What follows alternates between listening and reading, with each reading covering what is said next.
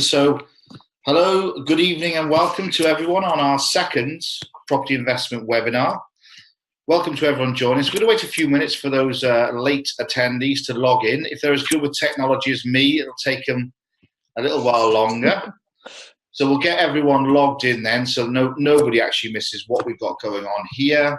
A couple of things: if you are listening in audio or telephone mode, we will have a recording of this and a transcript available afterwards. Karen sorts that out with the YouTube link via the £2.73 Club. We're going to go through quite a bit of information tonight. We're going to have a chat about, obviously, the various different strategies in property investment. We gave you a brief overview last week, and indeed, if there's anyone who hasn't seen last week's, then I would encourage you just to download the YouTube link that is on the £2.73 Club, and we can look at obviously exactly what we're doing, how we're doing it, and it'll give you a good intro and a good start and map out the way that we're going to go with this. So just to obviously introduce ourselves here, obviously I'm Ben Hollingsworth, we've got Karen, and we've got Peter. Good evening. Hi, Ben. Excellent. I'm just going to take you through a little bit about what we're going to do, the strategies that we will use, etc., etc. First of all, we're going to look at residential. Then we're going to look at commercial, and then we're going to look at agricultural. Now, brief overview tonight of all of these, and over the next few months, we're going to look into each one in detail. We're going to dissect each segment of the market to make sure that everybody who joins us and everybody who tunes in on a regular basis or downloads these podcasts gets a good insight into the many, many different ways that property investment can work. And it might be a case of you're new to property investment, you're just thinking about property investment, or indeed you're a seasoned investor looking for a change. Well, hopefully we'll be able to provide you with the information which you need, which will help you on your pathway. Excuse me. So without further ado, we're going to go straight into probably the most popular and the entry point for most people in property investment in the United Kingdom, which is residential. Now, we can Google the word residential, we can look in the Oxford Dictionary, and we can see what it means. And it means quite a few different things to a few different people. What residential means to me is it's somewhere where a person or people would reside on a permanent basis. Okay, so residential could be a house, it could be a flat, it could be a maisonette, it could be a bungalow. The list is endless. Each one of these property types and property styles we'll look into in further installments of these webinars. So just very briefly, I know that Karen, for example, has a very large portfolio of residential property investment. Karen, what does residential mean to you? Well, there's a lot of different types of residential, and you've already mentioned a few of them, where we've got HMOs, we've got what we call single let, there's apartments, there's a whole variety of different properties. But I specialize in houses that are single let houses. And so for me, I'm providing homes for families which are from anything from a 2-bedroomed house up to a 5-bedroom house. So my focus is on family. Great. Okay. Now, Karen's mentioned quite a few words in there that if you're new to property investment, you may not understand or may not be familiar with. We've looked at single let, we've looked at multi-let, we've looked at the TLA, the 3-letter abbreviation, which is HMO, house or houses of multiple occupancy or occupation, depending which part of the UK you come from, because everyone seems to say it differently. A lot of jargon I know at the moment to those not in the know, but basically, Karen, let's just have a look very, very quickly. First of all, let's define residential down to, and you mentioned your favourite, which is family let. So what we're talking about is a person or a family. It could be a couple, it could be a couple with children, it could be a couple with children, dog, cat, tortoise, whatever the case is. But we're looking at usually a flat or a house which has one tenancy agreement that either the one person or the couple would actually sign. Yep, that's correct. Okay. That explains residential to me. Yep. So that's what we would call, and for the purposes, our interpretation of it would be single let.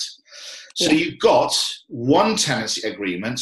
It could be a large family. There could be, quite a few children. There could be other generations of the family living in there. It's not defined to how many people are in that particular property. It's down normally to the relationship of those people and also the tenancy agreement which they sign. So let's call that, for a start, let's call that single let. Okay, that's where I said I concentrate on a family group. A family group, yes. Yeah. So they're people that so like you said, there could be grandparents or children, but it is a family group. So they're people that would normally come to you that would be already familiar with each other. They don't have to be married or anything like that, but they are people that would come to you that are familiar with each other, usually a family, perhaps extended family, second generations, etc. But they are one family who would rent one property and they would sign one tenancy agreement. Yep, that's correct. So yeah, that's great. So if you're out there listening to this now, you'll get a good definition of what I would say would be single let. Okay. Now, what's the difference between single let and multi-let? Well, multi-let is usually where we have one property, but we have multiple occupants within that property. And sometimes, although they may well be, more often than not, they're not familiar with each other. So let's look at it simply. Let's take what we call an HMO, a house of multiple occupation. Now, what that basically means is that two or more people or families are living under the same roof, the same property within the same title, and they are effectively sometimes sharing kitchens, sharing bathrooms. Some HMOs I know of have up to 50, 60 bedrooms. We get into the realms of student lets there, which is another offshoot once more. But normally, for example, around Newport, what you typically see is houses that have 4, 5, 8, maximum sort of 10 bedrooms, okay? Some of them can be really high class. They can have ensuite bathrooms. They can have their own cooking facilities in there, but they're living under one roof. Now, what happens is when we move out of the realms of single let that we just explained to multi-let, we have a lot more regulation to actually deal with, which is a good thing. It's a really good thing to make sure that everybody who is sharing a property, if they're unfamiliar with each other, remains safe and the property remains compliant. For example, if there was a fire or any other disaster in there, that measures are in place that would help these people then. So, for example, like I said, we look at an HMO and we have perhaps 6 people living in there. That would actually require an HMO license. Okay. Now, I'm not going to go into HMO licenses today because, for the very sake of it, every single council, every single local authority throughout the UK have different HMO regulations. So if I'm talking to you and you're from Newport, you have one set of regulations. If I'm talking to you from Cwmbran, a different set, Cardiff, a different set, Newcastle, wherever we are. And as you can imagine, there are literally hundreds of regulatory local authorities with different regulations. Suffice to say that where we are here in Newport, anything where you have 2 or more independent persons or families sharing the same property, they will need an HMO license on that particular property. Licensing, regulation, and how we go about that, it's normally compliance and planning are the main things. So you have correct planning permission for that particular property, so it can be used for that purpose. And you also have the correct compliance in place. And that's things like fire doors, fire detection systems, systems in place to protect the occupants if the worst was to actually happen. So we'll go and we'll talk about that in greater depth on a further webinar during the actual series, okay? So we've looked now at obviously residential, and we've looked at single let, and we've looked at multi-let. Karen is our expert on a Spanish property. Hola, senora. Karen, would you class, because we were just talking about this before we came live on this webinar, about whether we would class, for example, short-term lets, like a holiday let, as residential or commercial, because albeit most holiday lets will be in a house or a flat, they are sometimes in the UK classed as commercial. Okay, what would you class the Spanish ones as, Karen? Yeah, as we were talking about it, you gave me a definition about how you pay council tax. And you either pay council tax or you pay business rates. And that's the definition between whether it's residential or it's commercial. Yeah. What we've experienced in Spain is slightly different in that we do pay a council tax on a holiday let, but we also have a tax that we pay. So it could be classified under either commercial or under residential. That's really interesting because in the UK, I know several people that run short-term lets and they pay council tax on them. So, of course, I myself would class that as a residential property. But I've had great deal of experience. My father's got some holiday lets on the Suffolk coast, and they actually are subject to rates, business rates, and not council tax. So therefore, that would be classed as a commercial property. And all the problems. What happens in Spain is that you obtain a license, what is called a turistico license, and that gives you the right to rent that property out. But as a result of that, you pay tax whether that property is rented or not. Okay. So they estimate a tax based on what they believe the return should be. And it's a quarterly tax return that you put in and pay the tax on it. But with the council tax is very, very cheap in Spain compared to what we have here.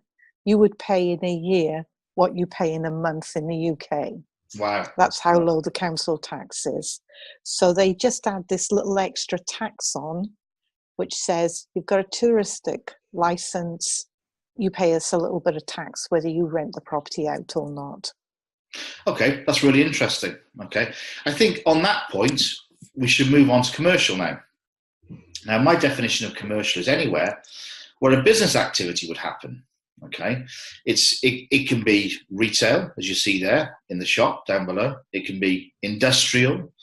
It can be office. There's a whole wide variety. We also open it up to things like hotels, bed and breakfast, public houses. And quite often with those, you will have an element of residential in there because, for example, your traditional pub, it's not uncommon for the landlord to live above the pub or to the side of it.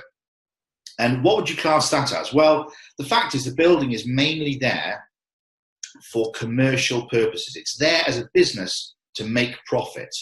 So obviously the staff accommodation is a bonus, but I would definitely class that as a commercial proposition. Okay. Now, there are very, very many variants of this. Karen or Peter, have you got any experience of commercial properties?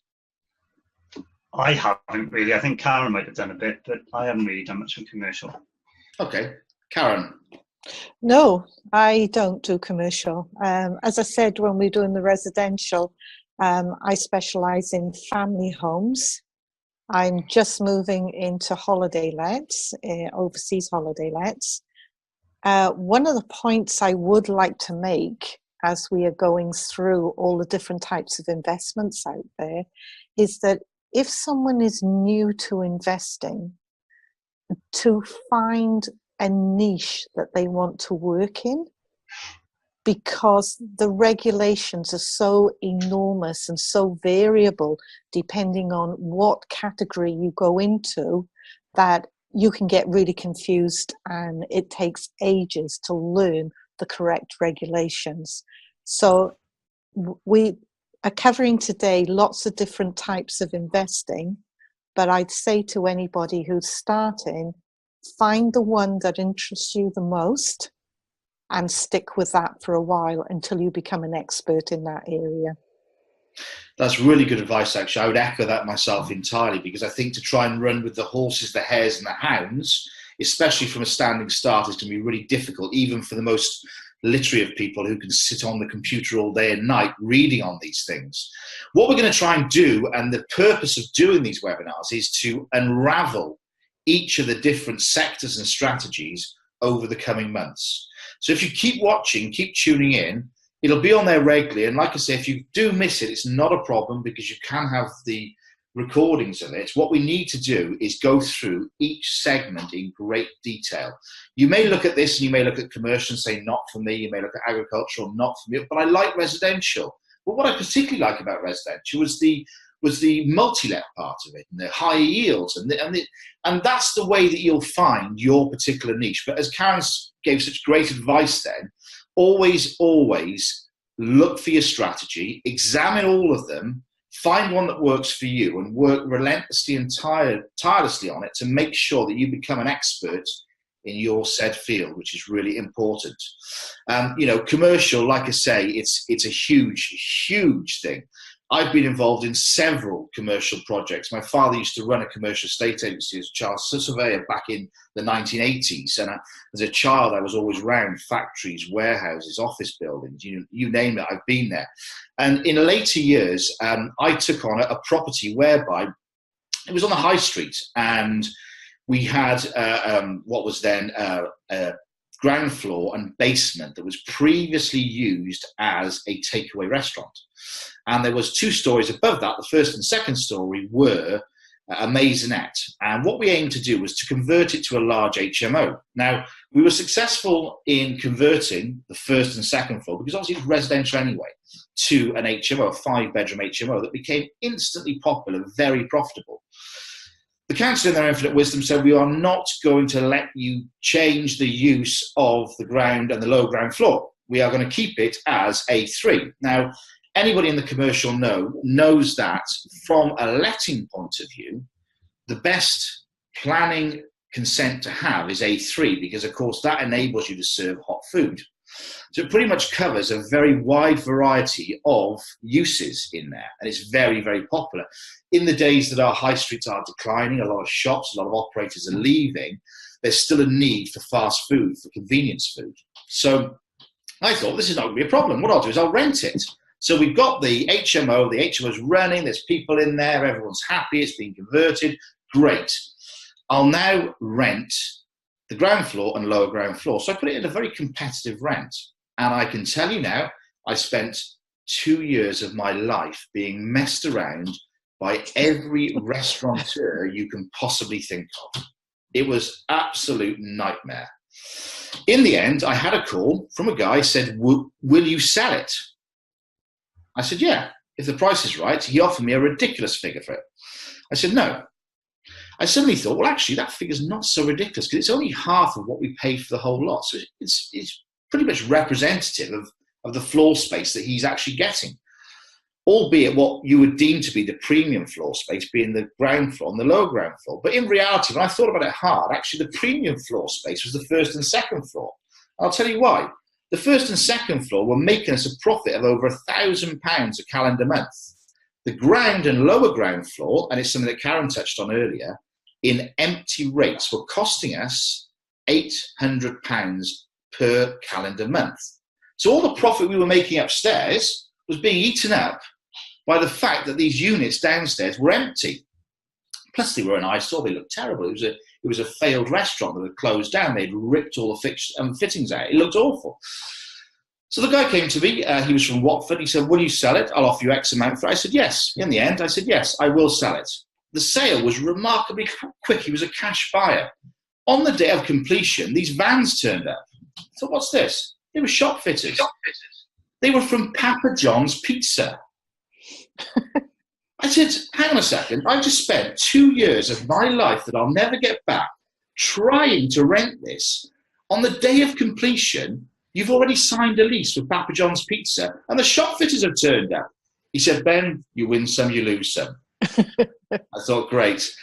Good lesson there. But anyway, that was my little foray in commercial at one particular point. We have been successful with it in the past. And one thing which people are starting to ask me about now, a very hot topic, is the conversion of commercial to residential. That's really, really hot at the moment. And it's something that can provide a really good income. So keep watching, keep staying on board, keep in with the webinars, and you'll see in the future we will be doing a webinar dedicated to commercial to residential conversions. Okay. Karen, Peter, have you got anything to add before we move on? No, I mean, we were doing some stuff with a property where we was converting residential to commercial, but as I say, we can talk about that another time if we're going to go further into that at a later date. Yeah, I think what we'll do, Pete, is we'll talk about that particular project that I'm familiar with when we do the actual dedicated webinar to that. We can go into the semantics, the figures, the ins and outs, and give our viewers a really good insight into how that project worked. Yeah. Great stuff. Okay. Moving on then, agricultural. Now, this is something that, I've got to be honest, I haven't dealt with myself before. It is where you usually obviously purchase land plus buildings. You can be running a business, so it could be commercial, it could be agricultural, but normally where you've got a typical traditional, what we would call farm, that will be defined as agricultural. Depends upon how long the farm has been in place, how much land they have. There are many, and I'm not qualified as a financial advisor, but there are many, many different tax regulations and rules for farms that, so I'm told, make it very favourable as an investment point of view. So that's something that I'm going to invite a guest speaker on to actually talk about us with, so that he'll be able to explain the ins and outs of obviously purchasing agricultural, how you use it, how you lease it, how you split it, the fallow fields, etc., etc. But once again, that's going to be a webinar for a later date. So if somebody is interested in agricultural, they want to start their own small holding, live the good life, whatever the case is, they simply want to invest in it, then obviously we will have a webinar, again, dedicated to that. On the subject of farms, does anybody have anything to say at this point in time? Not on farms. Right. You touched on a couple of things there, which not sure whether they'll actually come under the agriculture, but two things that I've been involved in is one, small holding, where we had in New Zealand a little bit of land, we had some fruit trees, and we were able to sell the fruit off the fruit trees. Nothing big, just a small holding, and it just gave us a regular sort of income. But the second thing that I've been involved in is the growing of trees and the logging and the return of trees on trees. And I think that is probably maybe not quite agricultural, but it might be something that we can cover in a later webinar. What they do is specifically in New Zealand. I have seen some countries, I think UK is starting to look at it, is where they take a section of land and they plant trees, and the trees are planted for 25 years. In New Zealand, because of the climate, they grow very quickly. What happens is that you own the land, so for 25 years you've got the land value going up, but you also grow trees on there, which are maintained. When they reach maturity, they're chopped down, they're logged, you sell them overseas, and then you start replanting on the land again. Wow, it's a fantastic investment, because not only have you got land, you've got a long-term return. That demand for sustainable wood is a natural and economical, environmentally friendly way of building furniture and stuff like that. Great, excellent. Okay, that sounds really interesting though, because also from a sort of ethical point of view as well, if we look at obviously the climate change in the world that's going on, that's going to be, hugely beneficial if we're involved in projects like that. Eco projects as such is going to be really, really beneficial to the world, isn't it? Very good. I was thinking, Ben, I haven't done anything with agricultural land, but I know people who have. And one of the areas they seem to make a decent amount of money is with old farm buildings, and buying the old farm buildings, a bit of land around them, getting planning permission on them, converting them to residential, and can make a decent profit on it. Exactly. It's a subject that I've looked at in the past, and I kind of, with family members of mine, what I say about agricultural, with family members of mine that are heavily involved, that I'm going to invite to our dedicated webinar to speak on this subject. It's a lot of people will turn around and say, well, you can't convert barns, you can't do this, you can't do that.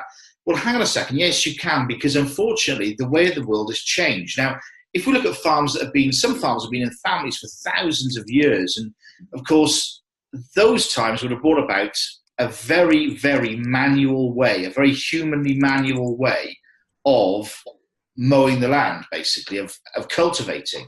Whereas today we have machinery that's so effective, it means that we can farm far greater plots of land far more cost effectively. I'm not going to get into a row with anyone about, obviously, labour and jobs, etc., etc. It's a way of the world, and unfortunately, we all demand the lowest prices for the produce that we eat. So therefore, it is essentially the way forward. So a lot of these buildings, a lot of these old farm hands houses are no longer needed, because perhaps 100, 200 people may used to work on a big farm. Now perhaps 20 people do. So we've got a lot of property, like you say, Pete, that could be put to really good use in providing necessary accommodation in these particular places. So I think that's really, really, really interesting. Yes. Just touching on the agricultural, one area which I know in New Zealand has been a real big growth area, which is starting to come over to the UK, is hydroponics. Yes. And that takes quite a bit of land to build the hydroponics, what do you call them, like greenhouses, and build your fruit and veg in there.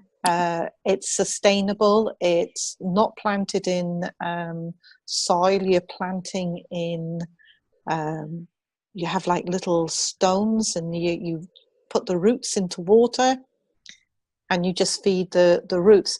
Now, you can have a wide expanse. I know down in Kent they've got an area that's about the size of a football pitch that they grow tomatoes in. But you can also stack on land and use part of the land for hydroponics and part of it for whatever else you want to do around there. So again, within agriculture, there are lots of different types of things that you can, different ways to invest in the land. I suppose it's really interesting now, because what you're actually doing there as well is you're not looking at traditional methods. What you're looking at is new methods, things that we can use the land for in a sustainable and ecologically friendly way too. If anyone has any questions, please feel free to type them into the questions box. Next time, our next webinar, we're going to take an in-depth look, a really close look at residential investment. We're going to look at single let, and we're going to look at multi-let. We're not going to look at commercial, agricultural, or anything else. We're going to spend the whole time on here looking at that. We'll provide you with a half-an-hour webinar, content-rich, really, really filled with great content. And at the same time, we'll also have a question and answer session afterwards. Again, if anyone is interested, November the 3rd is a day for the diary. The £2.73 Club will be presenting a whole day on lease options. If you don't know what lease options are, please drop us a line, either myself, Peter, or Karen. We can explain exactly what will be happening, what we'll be doing. We'll be looking at the whole concept and the theory behind lease options. We'll be looking at working at real life case studies, and we'll also be distributing all the stationery, the paperwork, the document suites, etc. during the day. So Karen has the full details on that. And like I say, in the meantime, if you do have any questions, please feel free to type them into the chat box. I'll just say about the seminar on the 3rd of November. The plan is that for the morning, you and Pete, you source deals. So I'm hoping that you're going to explain to everybody how you find the deals, how you put the deals together, and the type of paperwork that you would use for those deals. I, on the other hand, am a person that I call the end user. I don't put the deal together, I buy the deals. And so I'm going to go through some of the paperwork that I'm using and the options that I'm using to buy my holiday let, to build my holiday let portfolio overseas. Yes. Great stuff. Fantastic. Pete, sorry.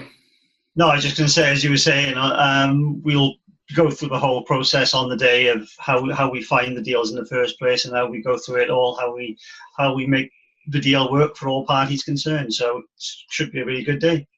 Yes, certainly. If anyone's interested in lease options, then please do speak to any three of us, and we can obviously give you further information on that date and how we can move things forward. Now, because we've covered quite a bit of a generic overview today, we don't have any specific questions in the question box as such, but I thank Jalil and I thank John for your positive comments. They're looking forward to further webinars where they go into greater detail. So thank you very much, everyone, for joining in today.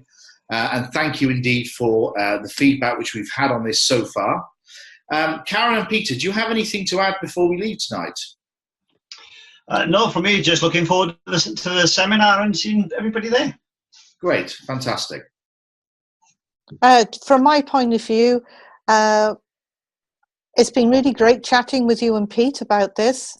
As anyone who's listening to it will know, there is just so many different ways to invest, and we can only touch on some of it within the time we've got on the webinar. The replay of this will be available on YouTube. It'll be under my personal one, Karen Newton. And also, we have a podcast under the £2.73 Club where the audio of this will also be available. Great, that sounds fantastic. Fingers crossed, Pete will make it available in the podcast. Yes, excellent, excellent. Well, everybody who's joined us tonight, thank you very much. I know, obviously, we've all got busy lives and there's things on in the evening, but please stay with us, because if you are interested or you are in property now and you want to expand yourself, this will be the place to be. We're going to have guest speakers. We're going to have loads of information. And, of course, you've got Peter, Karen, and myself. So, Peter and Karen, again, been lovely chatting this evening. Great to see you, and same time soon.